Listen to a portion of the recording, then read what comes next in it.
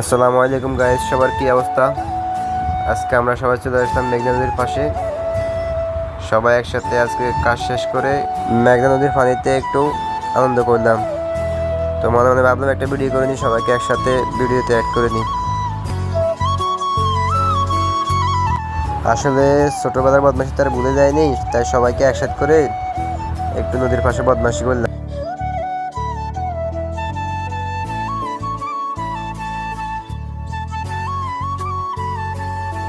এখানে আমাদের রিফাত ভাই রশি বাঁধ দিতেছে নদীতে নামার জন্য, যাতে আমরা নামতে উঠতে সুবিধা হয়। এইদিকে আরেকজনে নদীর কাঁকড়া খুঁজতেছে, কোথায় আছে কাঁকড়া খুঁজে খুঁজে বের করতেছে।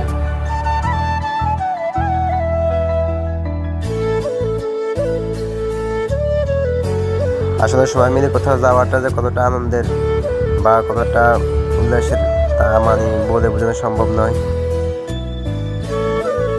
নিজের মনকে ফ্রেশ রাখতে হলে আপনাকে অবশ্যই এদিক সেদিক ঘোরাফেরা করতে হবে, তাহলে আপনার মন এবং মানসিকতা দুটোই ভালো থাকবে।